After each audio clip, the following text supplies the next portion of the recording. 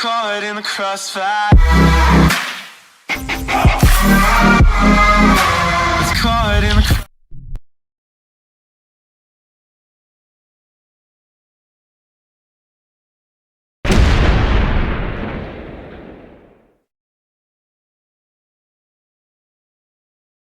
Hello, just an introduction to me. My name is Paul and I'm going to give you a little bit of life story of my early days in London.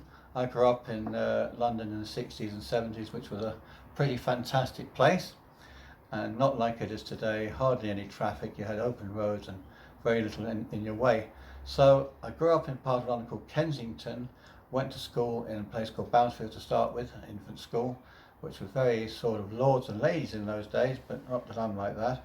But then I went to another school called Holland Park in about 1964, where I met some good friends, which I still keep in contact with today.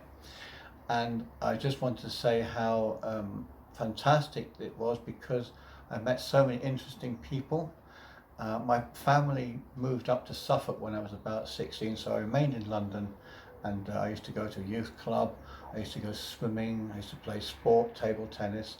But when I look at things today, I feel that it's hard to access these things, and it makes me sad, because over there those days it was just easy to just roll in and do so many different things all simultaneously. I used to be a server in the church, where I thought the vicar was hilarious. And I used to carry this heavy brass iron cross all the way down this aisle, which seemed to be about 100 yards long. I couldn't wait to get to the far end and hang it up on the hook. And I was the regular server with another close friend of mine called Paul Hughes, and together we propped that church up and kept it going. But the church was very funny. I had lots of funny memories with it. They were very interesting people, because it was literally all walks of life. And in my part of the world, there was a lot of film industry and television personalities. So I kind of grew up amidst them. I would play chess with one or two of the well-known people, like Derek Nimmo, and he beat me, so I didn't go around there too often. And I hung around with his kids, and I used to go to a cinema called the Odeon in Kensington, and a matinee on a Saturday morning. I loved it. For about 6p you'd see about 2 or 3 films. Another 6p you have a bag of sweets that keep you going for the day, and it was just fantastic. All these cartoons, shorts, and Holland Park was on the doorstep as well, which was full of nature. There was peacocks. You'd hear them crooning every time you walked up and down. And also was the actual centre of my school. My school was based in Holland Park, and that was really like a war zone. It was 2,800 kids. It was the largest comprehensive school in England at the time, and just getting from one class to another was a survival matter. And you get to your class and you carried on with your lesson. But interestingly, in Holland Park, they had a great English department, and my English teacher was a really nice man, and he wanted the BBC would appear periodically trying to cull some students from the school to do projects for the BBC. So I got roped into 1 or 2 of those, and ended up doing about half a dozen plays. And they were fun, because they were time our school, and Saturday morning was rehearsals, and they used to give us these huge, enormous plates of food. We could go in to canteen and come out with a mound of crisps, Kit Kats, dinners, sweets, chocolate, everything. So it was really fun, and they were aired. I haven't seen them for many years, but I know some members of my family had seen them and commented on my bad language, but that was part of the script, unfortunately. So it was an improvised drama series, and there was very little furniture with a very hard floor. When we did our rehearsals, we often got a little bit injured in the process. So that was from about the age of 14, 15. I was lucky to do an interview too with a lady called Joan Baker on BBC Two, but by that time I got a bit fed up with my school, so they didn't keep me on for very long, because I had a lot of good things to say about it. Then I suppose 17, my family had moved up to Suffolk. I remained in London, where I had many friends and contacts, and I made some fantastic friendships. I had two Canadian hippies, which I encountered in the course of my travels at night, and I used to hang around with them quite a lot. They were absolutely hilarious. They had a record player, they had a turntable with absolutely no cover, so that when you went to put a record on, you got an electric shock. And it looked like a miniature city at night with the old valves and everything. You just didn't know where to put your hands to use it. But they were so funny. They used to have a pretty hectic way of life. They would always be out and about. Sometimes you could come home from being out somewhere and it was just a huge, large room, and there would be bodies sleeping all over the floor. So you'd open the door, you'd open it slowly because you'd hear snoring and you'd see chests heaving and bearded blokes. And you just to find somewhere to sleep. But looking back on it, it was just so natural. It was almost like this was the norm. Whereas today we have such a different way of life where we have to think about so many things that we do. But then everybody was just free and easy. And it was great fun. They used to think it was funny vaulting parking meters on a Sunday. So they used to go out there and spring along on these parking meters. They were about 6'2". It wasn't really my thing. I didn't bother with this. But then I had another friend called Martin, who was a schoolmate. He had a little Honda 90, which I used to sit on the back with, and we'd go running around in the West End, sometimes having tea and coffee. Back in those days, it used to be wimpy bars, so we would pile in there and get some food. And these were the very interesting and varied teenage years. But sometimes you were sitting in the room or something, there'd be a phone call. My friend Mark would get a phone call from another friend, and this phone call would be basically, oh, I'm in trouble, I've taken a bad trip, I'm lying on the floor, can you come round and help me out? So we'd all fly out the door, go and see this chap called Oz. He'd be lying in the middle of a wooden floor, this huge sort of open area lounge, and he would just be looking like comatose. So we were sort of lying down beside him, a bit like sort of, with no furniture or anything, just lying on this bare wooden floor and talking him through it. And after about an hour, he'd say, oh, I'm better now. So he'd jump up and then he'd say, do you want to go for a ride? And we'd say, what do you mean? He said, I've got a car outside. So we'd all go, oh, okay, that sounds fun. So we went into this Triumph Spitfire, it was in those days, which was a little four-seater sports, 2.5-seater, tiny little sports car, and it had a huge noisy exhaust. So we'd be running down Kensington High Street in this car, and we'd say to Oz, this is interesting, where did you get this? He says, oh, I nicked it. So we quickly got out of that and left it. We just hang about, and so it was just like that, and the restaurants and things, and that was where I met Elton John.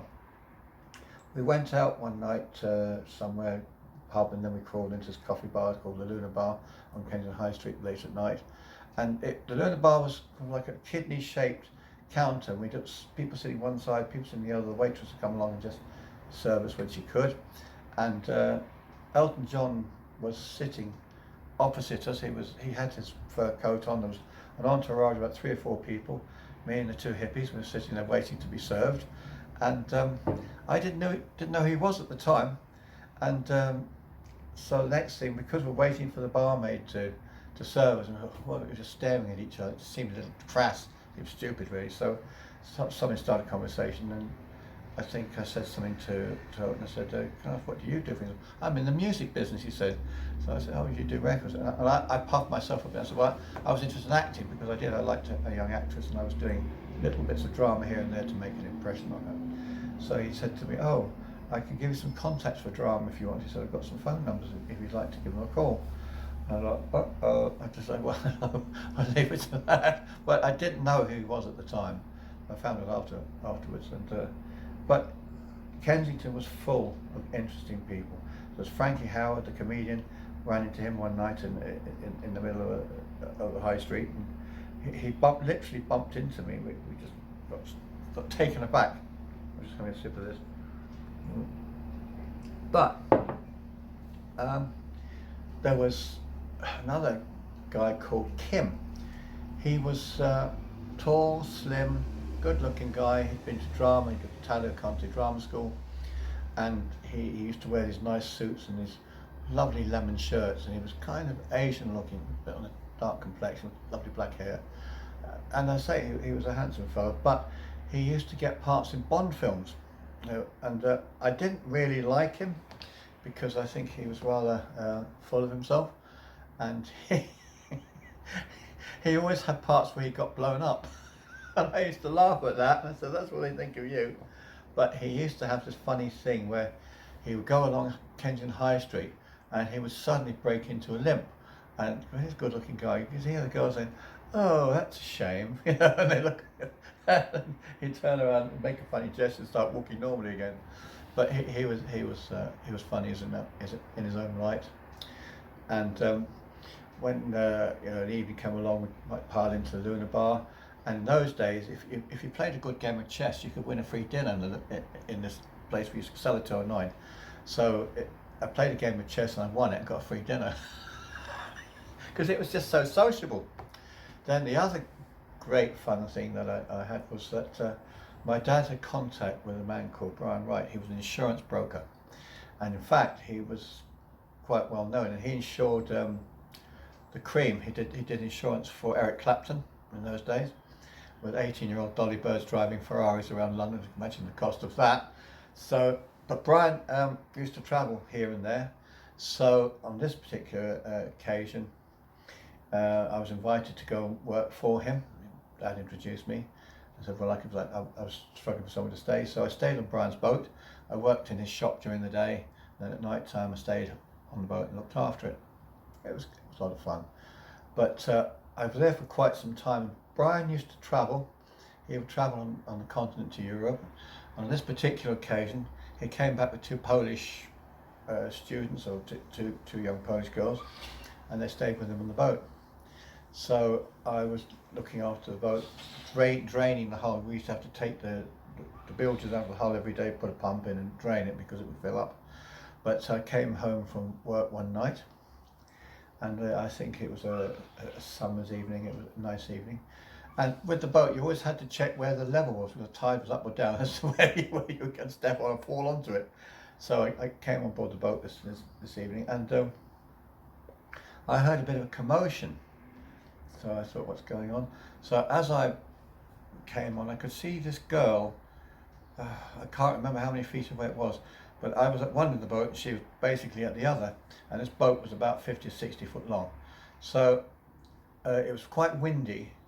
And I think she'd got a hat on or something, because she was clutching her hair.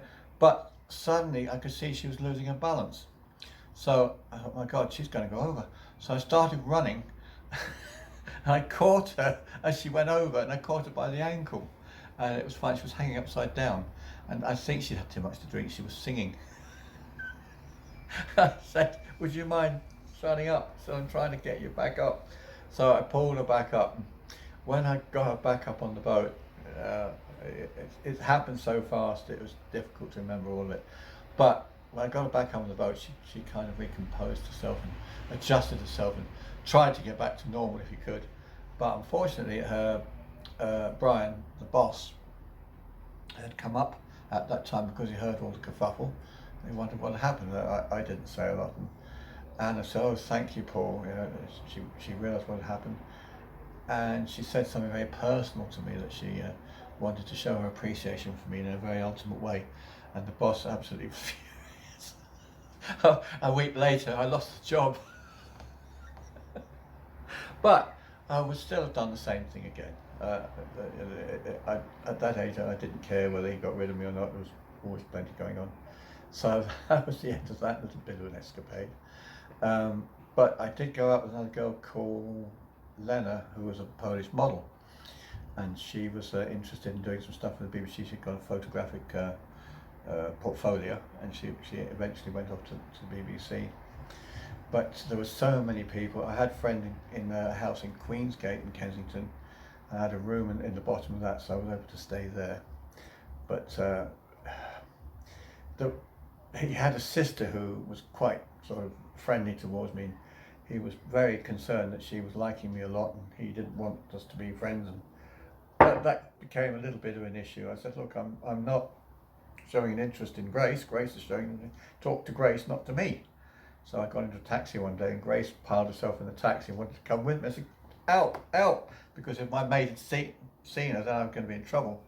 But London, it was full of so many funny stories. So many things just happened spontaneously. Going to parties, seeing rock groups. I remember too that the Rolling Stones were playing in Hyde Park, and this would have been perhaps when the Stones had pimples on their head, they'd probably been about 18 or 20 years of age. And I said, do you want to go and see the Stones? I said, no, not really. They were just starting out. It didn't mean much. I knew more about the Beatles than I did the Stones. And then went to the Serpentine in the summer. Serpentine was a big lake in Kensington Hyde Park, and you could pay a few shillings. You could go out in a rowing boat up and down the lake for an hour, then you have to come back in. But on this one occasion, I was wearing a light blue jacket, a beautiful quality jacket, and some jeans. And when we were hurrying to get back in, as I stepped up on the boat, the boat leaned over and half fell in the water. Half of me got wet and half of me stayed dry. So I had to go back on the bus looking like a minstrel. But these were just funny things that happened. And I used to see my dad then on the weekends. He'd come down and I'd buy a few bits of gear for him, and then he'd buy them off me. So I used to get extra money. It was pretty good arrangement. When you say gear, what do you mean? Yeah, I explain antiques. My father was an antique dealer, and he used to say to me, look, he said, I'm up in Suffolk, he said, but while you're down here on the weekends, why don't you go down the market and see if you can find me some bits? So I would go down there because I knew what he wanted. If the prices were okay, I'd buy the stuff and bring it back to him. I'd line it up on the pavement on Sunday. He'd come along and go, oh, okay, I'll have that and that. He used to pay me. So it became a little bit of an earner. And then while Dad was there, I'd give him a hand in the storeroom. Sometimes he had customers. And on this particular occasion, he would go into an Indian restaurant, and we used to play a game of hangman. And whoever won the hangman got the free meal. So I nearly always beat him, so I used to get a free dinner. I thought that was hilarious. He was very clever, my dad, but I think English language was something that I really just purely focused on. So I used to win lots of free dinners off him. And there were so many funny stories. We'd go down the market at 5 o'clock in the morning. I'd give him a hand to buy all the things, and it was dark and dingy, and I'd try and keep an eye out for the things that he wanted. And then on one occasion he bought a table. He bought a square table which was 18th century, so 200 odd years old, a Dutch marquetry table, beautiful thing. And very unusual, so he bought it and he brought it back to the storeroom. And then one of the local dealers popped round and had a look and said, oh Nick, I like that table. And said, how much do you want? So my dad had done some quick arithmetic. He said, oh, I'll take £4.50 for it. So he was very pleased with that. So he said, oh, I made 300 quid on that table straight away. That's good. So as fate would have it, the table went around the corner to this dealer. Another dealer who buys from my dad, but first visited the dealer who bought the table, had gone to him first, and he came to us last because we had all sorts of small bits that would just get tucked in the back of the lorry.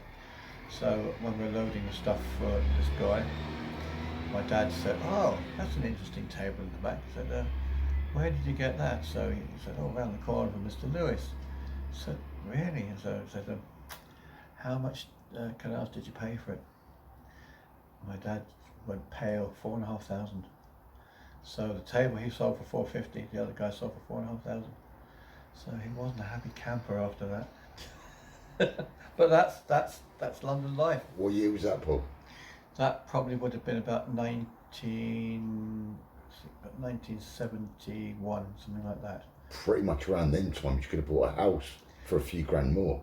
You could. I used to say to my dad, that Aston Martin at the time were appearing, some really beautiful cars in the 60s, about 65, 66, and DB6 would cost you £4,833 new to the Yeah, because I thought a Rolls Royce was about 3,000 or 4,000 in the mid-60s. Definitely. So I used to say to Dad, because Dad was making a lot of money, and unfortunately he had a bit of a problem. He liked to spend it on the roulette wheel and gambling with cards and stuff. It just used to disappear. But that was his decision, that was his choice. But he would make enough money in a month to buy an Aston Martin. And these cars, if you had only put one by, back in those days, I don't know what you get for it today, but I think it would be somewhere well in 7 figures. But that was it. I knew though the quality of the engineering, even as a child. I said, these are going to be worth buying. I mean, I worked with another guy who had a job working insurance. I think we were doing underwriting insurance, and he would say to me, he said, I've ordered, he was only about 18 or 19. So I ordered a new Ferrari. So I've got somebody to guarantee me. So I've got a loan for this Ferrari. Gets delivered at the end of next year, and I think the price at the time was probably about 30,000. He said, but that's going to go straight in the garage. And he said, within 2 years I'm going to double my money on it. And that's how they did it. People knew that the quality of engineering was going to be transitory. It was not going to stay forever. These cars, this engineering quality was not going to be produced. You could sense that times were going to change, that these would no longer be available, and a Ferrari Daytona was only 9,170 new in 1971. And that again is £1 million car today, £1 million plus. There's a guy on social media, for all you social media whores out there, I think his name's DMO, he's got a famous wife. His wife, I say famous, she's a scriptwriter, and I think she does songs as well. I'm not an expert, I just remember him talking recently, and he buys and sells Lamborghinis and brand new Porsches, brand new cars, and he pretty much has them for like 3, 4, 6 months, and he sells them. But not only does he sell them, he sells them at 10-20% profit on top, At least. because of the COVID and the lack of vehicles that are still going on today. Yeah, he's selling them for like a good, and this is like only 6-12 months after. I mean, it's not surprising, Shay, that the production levels will have dropped dramatically with COVID, because parts availability would have been a problem. Ceased entirely.